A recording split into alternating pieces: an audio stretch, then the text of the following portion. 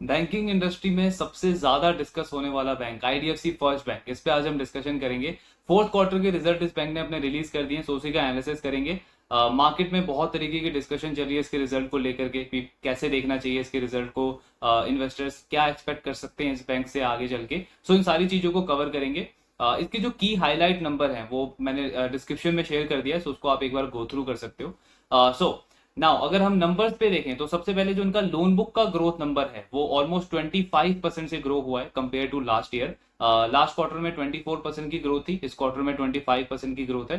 सो loan book की growth को काफी अच्छे से मेंटेन कर रहा है IDFC bank. Then deposit book, again दोबारा से इनके जो रिजल्ट का मेन हाईलाइट है वो है आईडीएफसी बैंक का डिपॉजिट ग्रोथ नंबर। ये बैंक कंसिस्टेंटली अपने डिपॉजिट बुक को 40-45% से ग्रो कर रहा है। इस क्वार्टर में भी 42% की ग्रोथ आई है on a Y Y basis. Plus quarter on quarter भी आप अगर देखोगे तो 10% की ग्रोथ आई है। अब ये क्यों इंपॉर्टेंट है? बिकॉज एनुअल ग्रोथ इनकी डिपॉजिट की 40% आ रही है, एंड अगर उस पर ये बैंक क्वार्टरली 10% की ग्रोथ मेंटेन करता है तो इसका मतलब क्या है कि डायरेक्शनली ये बैंक 40% की डिपॉजिट बुक ग्रोथ को सस्टेन कर सकता है आगे चल के। सो इसलिए ये नंबर काफी इंपॉर्टेंट हो जाता है।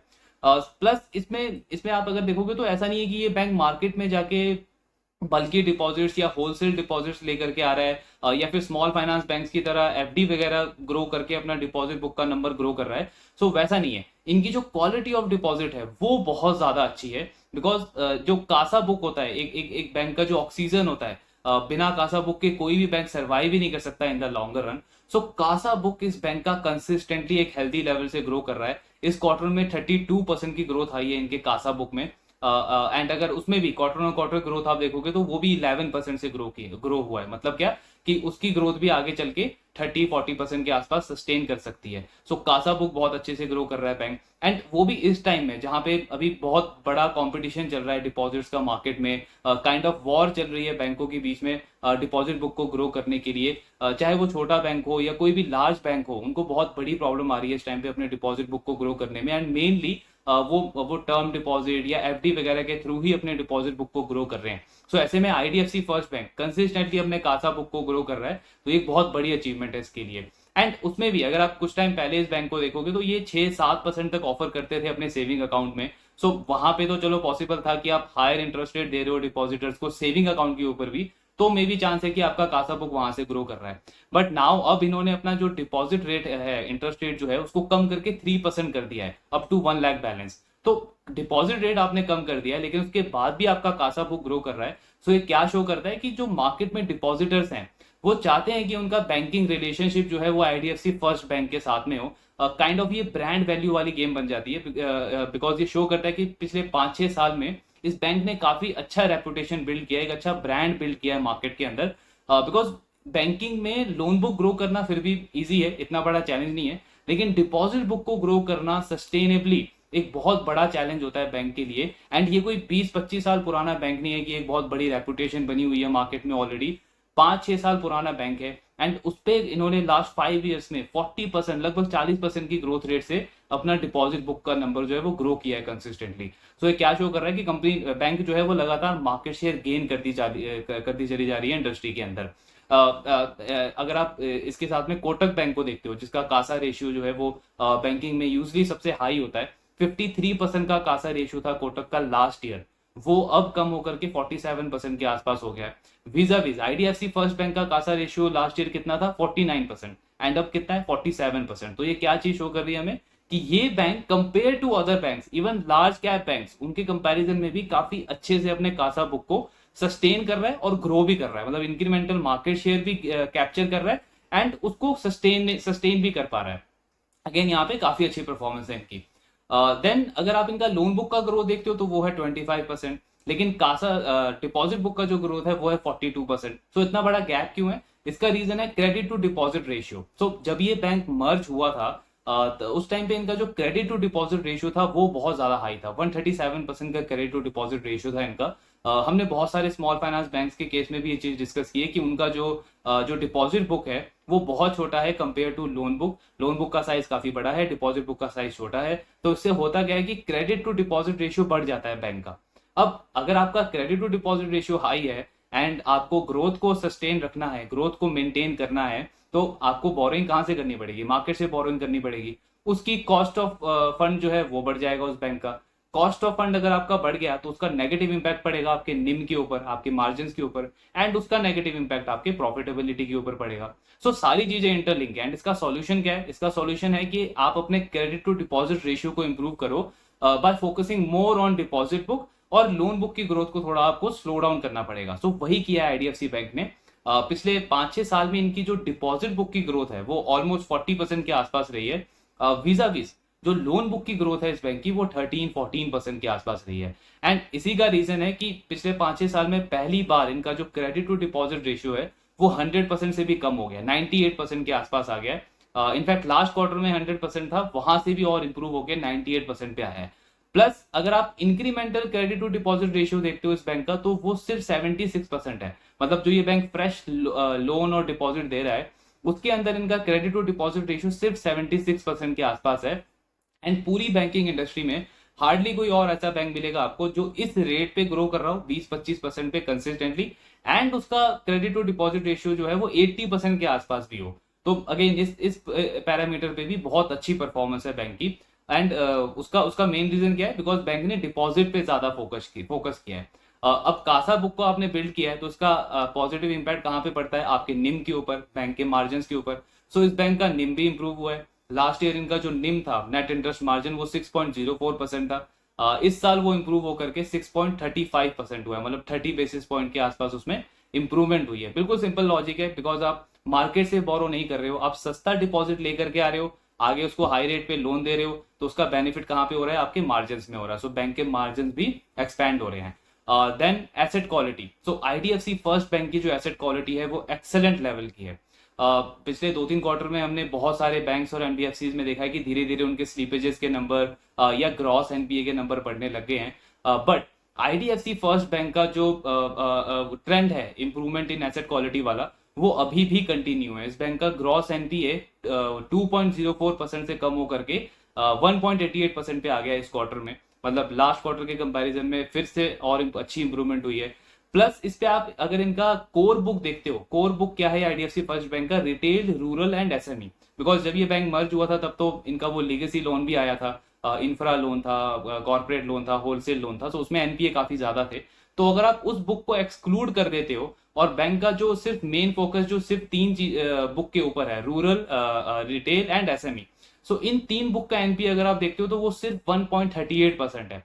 मतलब बैंक अपने मेन बुक को और अच्छे से मेंटेन कर रहा है। एंड इसमें भी इंप्रूवमेंट आई है। लास्ट क्वार्टर में ये नंबर 1.45% के आसपास था, अब यहाँ पे एनपीए और कम होकर के 1.38% के आसपास हुआ है। सो क्या मेन रीजन है? एसेट क्वालिटी क्यों अभी भी इस बैंक की इंप्रूव हो रही है? हमने पहले भी डिस्कस किया है, सबसे इंपॉर्टेंट होता है एसेट क्वालिटी में कलेक्शन एफिशिएंसी। सो जब भी कोई बैंक या एनबीएफसी अगर कलेक्शन एफिशिएंसी में थोड़ा सा मिस करेगा तो वहां पे उसका एनपीए बढ़ने के चांसेस बढ़ जाते हैं। बट आईडीएफसी फर्स्ट बैंक का अगर आप कलेक्शन एफिशिएंसी देखते हो तो इन्होंने लगातार अपने कलेक्शन एफिशिएंसी को 99% के अबव रेट पे मेंटेन रखा है। वैसे तो बैंक ने और भी डेटा शो किया है, जैसे कि इनका फिल्टरेशन काफी स्ट्रांग है, स्ट्रिक्ट है। जितने भी लोन एप्लीकेशन आते हैं उसमें सिर्फ 40-60% लोन एप्लीकेशन ही अप्रूव करता है बैंक, मोस्टली जो है वो रिजेक्ट करता है। प्लस मॉडल्स काफी इन्होंने स्ट्रिक्ट रखे हुए हैं। देन जो बोरोअर है उसका कैश फ्लो असेसमेंट करते हैं, और उसके साथ में कंपलसरी करता है ये बैंक की ऑटो डेबिट का ऑप्शन हो। मतलब जब भी आपकी रीपेमेंट होनी है, जो ईएमआई आपकी ड्यू है, सो ड्यू डेट पे जो अमाउंट है आपके ईएमआई का वो ऑटो डेबिट हो जाएगा। ऐसा नहीं है कि बोरोअर को खुद से उसको रीपे करना है, तो उसको ऑटो डेबिट का ऑप्शन मैंडेट रखता है आईडीएफसी बैंक। जैसे हमारा एसआईपी ऑटो डेबिट होता है, सो काइंड ऑफ उस तरीके का। तो इस तरीके की चीजें करते हैं। बट हमें ये चीजें कहाँ शो होगी? हमें तो नंबर्स में पता चलेगा। तो जब आप इनका नंबर देखते हो कलेक्शन एफिशिएंसी का, इनफैक्ट लास्ट 2 इयर्स का अगर हम डेटा देखें तो फ्रॉम अप्रैल 2022 टू मार्च 2024, तो पिछले 2 साल में एक भी ऐसा मंथ नहीं है जिसमें इस बैंक का कलेक्शन एफिशिएंसी इवन 99% भी आया हो। एवरेज 99.6% पे इन्होंने अपने कलेक्शन एफिशिएंसी को मेंटेन रखा है। एंड यही रीजन है कि अभी भी इनकी जो एसेट क्वालिटी है वो लगातार और इंप्रूव होती जा रही है। प्लस हम फ्यूचर कैसे एंटिसिपेट कर सकते हैं कि मे बी आने वाले टाइम में इनका एनपीए बढ़े, तो उसके लिए हम क्या देखते हैं? एसएमए या डीपीडी नंबर भी बोलते हैं जिसको, डे पास्ट ड्यू। सो इस बैंक का एसएमए नंबर अगर आप देखते हो तो वो भी स्टेबल है, 0.85% लास्ट क्वार्टर में था, इस क्वार्टर में भी 0.85% है। एसएमए नंबर बेसिकली क्या शो करता है कि कितने कस्टमर्स हैं जिन्होंने अपनी एक ईएमआई मिस की है, या 2 ईएमआई मिस की है, या 3 ईएमआई मिस की है। तो ये नंबर भी स्टेबल है बैंक का। इसका मतलब क्या है कि आने वाले क्वार्टर में भी बहुत कम चांस है कि इनके एनपीए एकदम से शूटअप कर जाए। सो एनपीए या एसेट क्वालिटी का नंबर जो है वो स्टेबल रहने के ही चांसेस है इनके फ्यूचर में भी, बिकॉज बैंक अपने एसएमए को भी कंट्रोल कर रहा है, प्लस कलेक्शन एफिशिएंसी काफी स्ट्रांग है। तो अगर आपकी कलेक्शन एफिशिएंसी इतनी स्ट्रांग होगी, बहुत कम डिफॉल्टर्स होंगे आपके, तो ऑब्वियसली आपका एनपीए का नंबर भी बहुत स्टेबल रहेगा और इंप्रूव होगा। सो यहाँ पे भी काफी अच्छी परफॉर्मेंस है। नाउ लास्टली जो जो सबसे मेन पॉइंट है वो है इस बैंक का नेट प्रॉफिट। तो सबसे बड़ी प्रॉब्लम जो आई है बैंक के, वो इनके नेट प्रॉफिट के अंदर आई है। इस बैंक का इस क्वार्टर में Q4 में कंपेयर टू लास्ट ईयर का फोर्थ क्वार्टर 10% का फॉल आया इनके नेट प्रॉफिट में, 10% की नेगेटिव ग्रोथ आई है इस बैंक के पैट के अंदर। सो इसका मेन रीजन क्या होता है, बिकॉज जब भी आप किसी बैंक या एनबीएफसी का देखते हो कि नेट प्रॉफिट गिरा है, नेट प्रॉफिट में फॉल आया है, सो सबसे पहले हम एसेट क्वालिटी देखते हैं, बिकॉज पहला लॉजिक यही जाता है कि मे बी लेंडर की एसेट क्वालिटी खराब हुई हो, ग्रॉस एनपीए बड़ा हो, तो फोर्सफुली उनको प्रोविजनिंग बढ़ानी पड़ी हो, जिसकी वजह से उनका प्रॉफिट पे इम्पैक्ट पड़ा है। बट आईडीएफसी के साथ वो केस नहीं है, बिकॉज हमने डिस्कस किया कि बैंक की एसेट क्वालिटी और इंप्रूव हुई है, अच्छी हुई है। सो वो केस तो नहीं है इनके साथ। देन दूसरा लॉजिक क्या जाता है कि मे बी बैंक का जो कोर ऑपरेटिंग प्रॉफिट है, सो कोर ऑपरेटिंग प्रॉफिट क्या होता है बैंक का, एक तो होता है इंटरेस्ट इनकम, मतलब जो आपने लोन के ऊपर जो इंटरेस्ट अर्न किया वो हो गया, माइनस इंटरेस्ट एक्सपेंस, मतलब जो आपने डिपॉजिटर्स को इंटरेस्ट दिया, तो वहां से हो गया आपका नेट इंटरेस्ट इनकम। उसमें आप ऐड करते हो फी एंड अदर इनकम, फी मतलब जो आपका क्रेडिट कार्ड का, डेबिट कार्ड का, एएमसी वगैरह फी हो गया, प्लस कुछ कमीशन वगैरह आप अर्न करते हो क्रॉस सेलिंग से। सो ये बनता है एक बैंक का कोर ऑपरेटिंग प्रॉफिट। तो कोर ऑपरेटिंग प्रॉफिट में भी कोई प्रॉब्लम नहीं है, बिकॉज कोर ऑपरेटिंग प्रॉफिट भी इस बैंक का 27% से ग्रो हुआ है ऑन अ वाई बेसिस। इसका मतलब कि हाई कॉस्ट डिपॉजिट आप ले नहीं रहे हो, सस्ते डिपॉजिट ला रहे हो, प्लस उस पर ज्यादा मार्जिन अर्न कर रहे हो, तो आपका बैंक का जो ऑपरेशनल प्रॉफिट है वो भी काफी अच्छे से ग्रो कर रहा है। सो मेन जो प्रॉब्लम आई है इनके, वो दो चीजों में आई है। पहला तो है ऑपरेशनल एक्सपेंस, जो कि इनका 30% से बढ़ गया है इस क्वार्टर के अंदर कंपेयर टू लास्ट ईयर, तो 30% का ये जंप आया है, ये एक मेन रीजन है। दूसरा है इनका प्रोविजनिंग का नंबर। सो बैंक का जो प्रोविजनिंग है वो 50% से ग्रो हुआ है। तो पहला तो आपका ऑपरेशनल एक्सपेंस बढ़ गया, प्लस आपका प्रोविजनिंग बढ़ गया। सो इन दोनों चीजों ने इनके नेट प्रॉफिट को इम्पैक्ट किया है, बिकॉज कोर ऑपरेटिंग प्रॉफिट आपका 27% से ग्रो हुआ है, लेकिन उसमें ऑपरेशनल एक्सपेंसेस जो हैं आपके वो 30% से बढ़ गए हैं। तो core operating profit minus operational expense equal to operating profit, जिसको प्री प्रोविजनिंग ऑपरेटिंग प्रॉफिट भी बोलते हैं बैंक के लिए। सो ऑपरेटिंग प्रॉफिट इनका सिर्फ 7% से ग्रो हो पाया है, बिकॉज ऑपरेशनल एक्सपेंसेस काफी ज्यादा बढ़ गए थे, 30% से इनका एक्सपेंस बढ़ गया इस क्वार्टर के अंदर।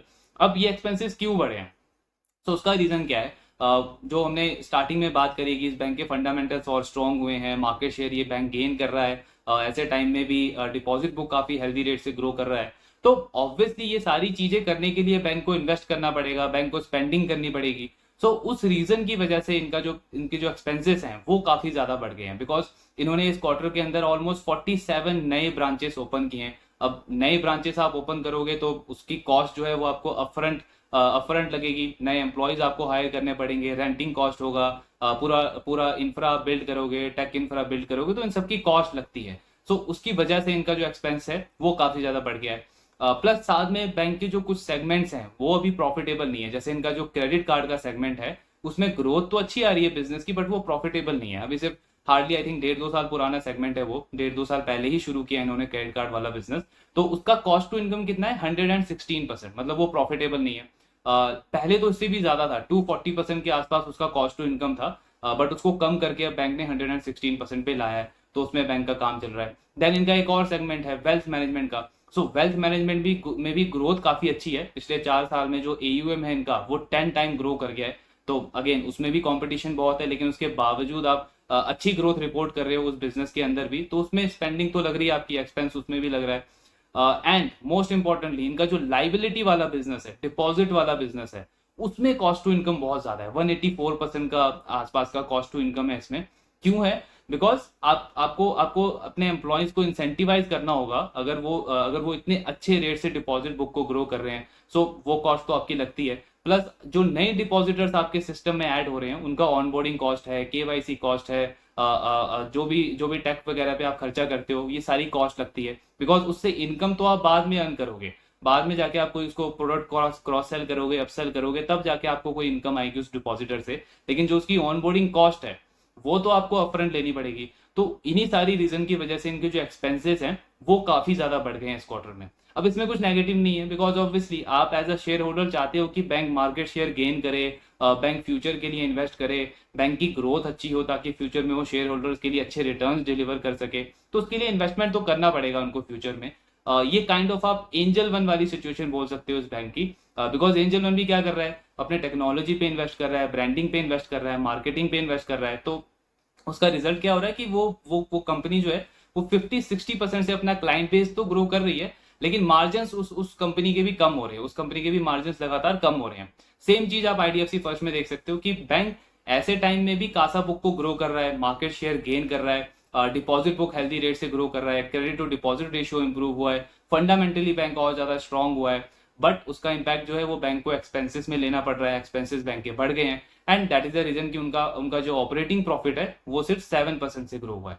अब दूसरा पॉइंट डिस्कस करते हैं प्रोविजनिंग वाला। ऐसा कुछ नहीं था कि इनकी एसेट क्वालिटी बहुत खराब हो गई थी कि जिसकी वजह से फोर्सफुली इनको प्रोविजनिंग बहुत करनी पड़ी इस क्वार्टर के अंदर। एसेट क्वालिटी तो और इंप्रूव ही हुई है, बट मे बी बैंक ने थोड़ा सा कॉशियसली कंजर्वेटिवली अपने प्रोविजनिंग के नंबर को और इंक्रीज किया है। इनका प्रोविजनिंग कवरेज रेशियो 80% था, जो कि अब बढ़ करके 86.6% हो गया, ऑलमोस्ट 87% हो गया। तो प्रोविजनिंग कवरेज रेशियो को इन्होंने और इंप्रूव किया है। ये मे भी ऐसा हो सकता है बिकॉज और भी ऐसा बैंक कर रहे हैं जो क्योंकि अभी टाइम अच्छा चल रहा है बैंकिंग इंडस्ट्री के लिए, सो सब एक अपने बैलेंस शीट को प्रोटेक्ट करने के लिए, स्टेबलाइज करने के लिए, किसी भी अनसर्टेन इवेंट से थोड़ा सा उसको प्रोटेक्ट करने के लिए एक बफर क्रिएट कर रहे हैं प्रोविजनिंग का। सो मे भी हो सकता है उस वजह से इन्होंने अपना जो प्रोविजनिंग का नंबर है उसको और इंक्रीज किया है। तो इसकी वजह से इनका जो नेट प्रॉफिट है उसमें नेगेटिव ग्रोथ आई है, 10% का फॉल आया उसके अंदर। अब ऑब्वियसली शेयर होल्डर के लिए अच्छी बात नहीं है, बिकॉज Q4 टू Q4 अगर आप कंपेयर करोगे तो 10% का फॉल तो है इनके नेट प्रॉफिट में, एंड ये पॉजिटिव चीज नहीं है एक शेयर होल्डर के लिए। लेकिन ओवरऑल अगर आप रिजल्ट देखते हो एंड उसके पीछे का रीजन देखते हो कि क्यों ये एक्सपेंसेस बढ़े हैं, क्यों प्रोविजनिंग बढ़े हैं, सो समझ आता है कि बैंक फंडामेंटली स्ट्रांग हुआ है, मार्केट शेयर गेन किया है, बट कुछ एक दो रीजन की वजह से इनका पैट थोड़ा बहुत इंपैक्ट हुआ है इस क्वार्टर के अंदर, एंड उसकी वजह से आरओई और आरओए के नंबर भी इंपैक्ट होंगे। ऑब्वियसली आरओई का नंबर इनका 11% टच कर रहा था, वो और कम होकर के अब 10% के आसपास आ गया है। सो ये वन टाइम इंपैक्ट इस बैंक के ऊपर पड़ा है। कैसे लेना चाहिए इन्वेस्टर को ऐसे, तो ये इन्वेस्टर टू इन्वेस्टर वैरी करता है, बिकॉज इसमें कुछ फिक्स रूल तो होता नहीं है। अगर आप इन्वेस्टर हैं कि आपको लगता है कि बैंक की परफॉर्मेंस जो है वो आगे चल के और इम्प्रूव हो सकती है, इनफैक्ट अभी भी परफॉर्मेंस ठीक है, परफॉर्मेंस से कोई बहुत बड़ा क्वेश्चन मार्क नहीं है, बट अगर आपको लगता है कि शॉर्ट टर्म में थोड़ा बहुत पेन है नेट प्रॉफिट का एंड आप बियर कर सकते हो अपने पोर्टफोलियो में इसको, तो ऑब्वियसली एक इन्वेस्टर जो है वो इसको होल्ड करके चलेगा। दूसरी तरफ अगर आप इन्वेस्टर हो कि आपको लग रहा है मार्केट में और अच्छी अपॉर्चुनिटीज है, तो आप वहां एक्सप्लोर कर सकते हो। ऐसा कुछ फिक्स रूल नहीं होता है कि आपको एक स्टॉक को इस तरीके के रिजल्ट के बाद सेल करना है या बाय करना है। एंड वैसे भी हम कोई रिकमेंडेशन तो यहाँ पे डिस्कस करते नहीं है, we are just discussing the business analysis. तो बिजनेस वाइज इस कंपनी में, इस बैंक में कोई भी प्रॉब्लम नहीं है, अच्छे रिजल्ट है। पैट में थोड़ा सा डिक्लाइन आया है एक क्वार्टर का, एंड उसके रीजन भी अच्छे हैं। बैंक फ्यूचर के लिए इन्वेस्ट कर रहा है, अपने बैलेंस शीट को और स्टेबलाइज कर रहा है, ये चीज अच्छी है। बाकी आगे कॉन कॉल में और थोड़ा डिटेल में डिस्कस करेंगे कि किस तरीके का विजन है मैनेजमेंट का आगे फ्यूचर को लेकर के, क्या स्ट्रेटेजी वो फॉलो कर रहे हैं, उसका भी एनालिसिस करेंगे। ये ओवरऑल डिस्कशन था आईडीएफसी फर्स्ट बैंक के ऊपर। जो भी आपके डाउट्स है, do let me know in the comment box. Thank you very much.